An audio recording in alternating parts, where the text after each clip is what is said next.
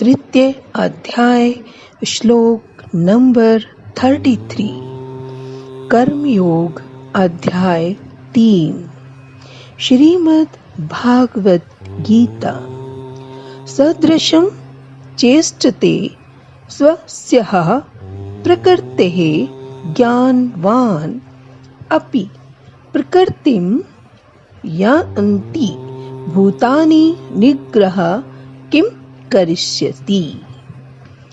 सदृशम अनुसार, चेष्टते चेष्टा करता है, स्वस्यः अपने, प्रकृते गुणों से, ज्ञानवान विद्वान, अपि यद्यपि, प्रकृतिम प्रकृति को, यान्ति प्राप्त होते हैं, भूतानि सारे प्राणी, निग्रह दमन, किम क्या, करिष्यति कर सकता है। ज्ञानी पुरुष भी अपनी प्रकृति के अनुसार कार्य करता है, क्योंकि सभी प्राणी तीनों गुणों से प्राप्त अपनी प्रकृति का ही अनुसरण करते हैं। भला दमन से क्या हो सकता है। तात्पर्य: कृष्ण भावना अमृत में जो बह जाते हैं या कृष्ण भावना अमृत के दिव्य पद पर स्थित हुए बिना प्रकृति के गुणों के प्रभाव से मुक्त नहीं हुआ जा सकता, जैसा कि स्वयं भगवान ने 7वें अध्याय में कहा है। अतः सांसारिक धरातल पर बड़े से बड़े शिक्षित व्यक्ति के लिए केवल सैद्धांतिक ज्ञान से आत्मा को शरीर से पृथक करके, अलग करके माया के बंधन से निकल पाना असंभव है।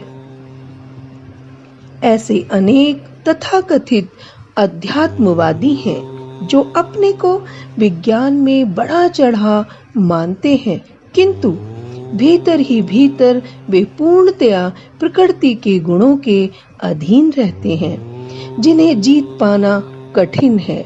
ज्ञान की दृष्टि से कोई कितना ही विद्वान क्यों न हो, किंतु भौतिक प्रकृति की दीर्घकालीन संगति के कारण वह बंधन में बंधा रहता है।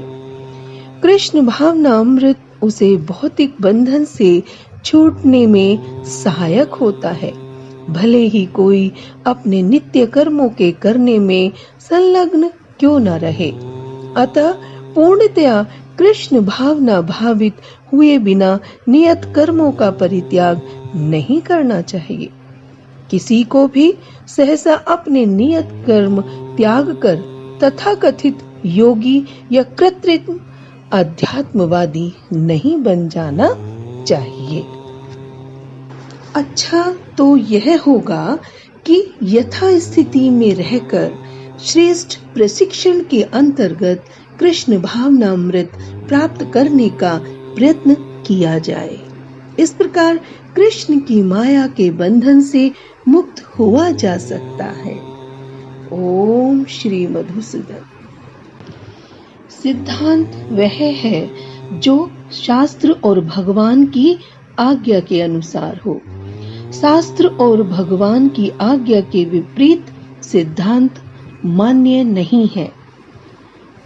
शरीर के बढ़ने, बदलने आदि क्रियाओं के समान शरीर निर्वाह की व्यवहारिक क्रियाएं भी स्वाभाविक रूप से होती हैं, परंतु राग द्वेष रहने से साधारण पुरुषों की तो इन व्यवहारिक क्रियाओं में लिप्तता रहती है, पर राग द्वेष न होने से या न रहने से ज्ञानी महापुरुष की लिप्तता नहीं होती।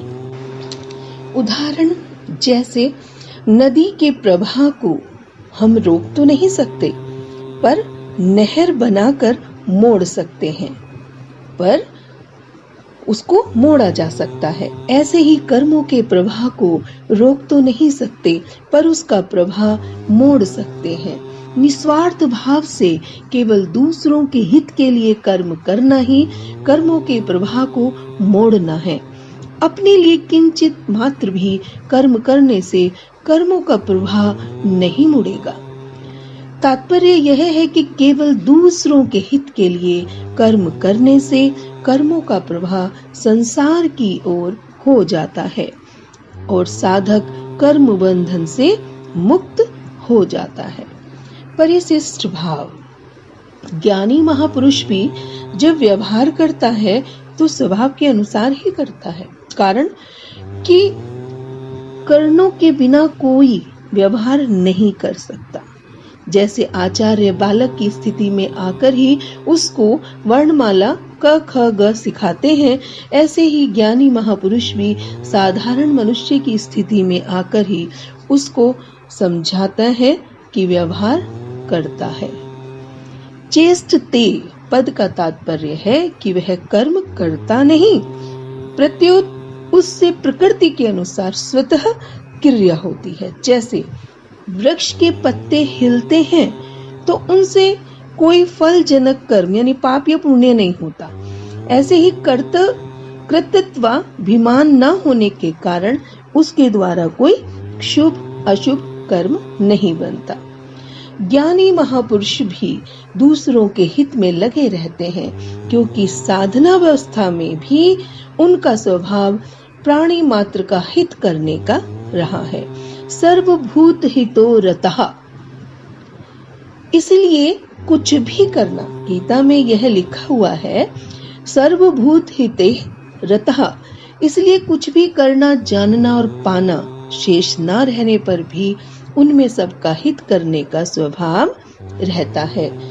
तात्पर्य है कि दूसरों का हित करते करते जब उनका संसार से खुद में खुद संबंध विच्छेद हो जाता है तब उनको हित करना नहीं पड़ता, प्रत्युत पहले के प्रभाव के कारण उनके द्वारा स्वतः दूसरों का हित होता है।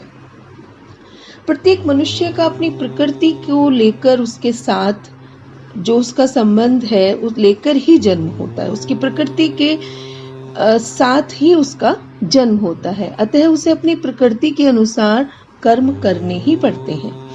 इसलिए अब भगवान आगे के श्लोक में प्रकृति को शुद्ध करने, शुद्ध यानी उसको फिल्टर करने का उपाय हमें बताते हैं। Even a man of knowledge acts according to his own nature.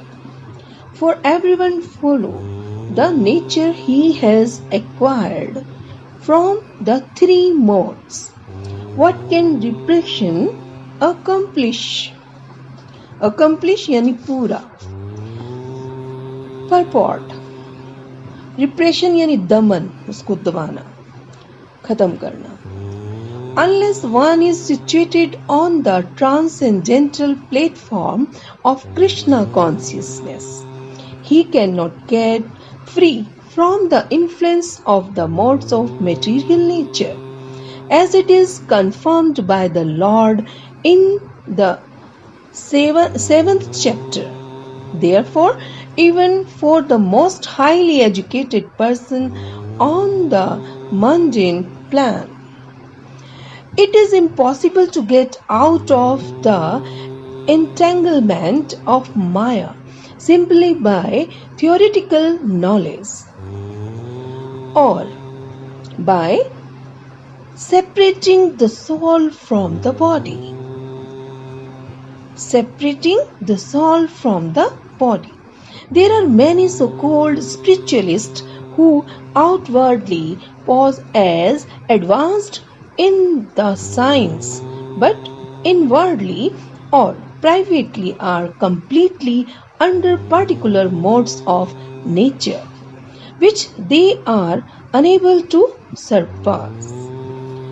Academically, one may be very learned, but because of his long association with material nature, he is in bondage. Krishna consciousness helps one to get out of the material entanglement, even though one may be engaged in his prescribed duties in terms of material existence.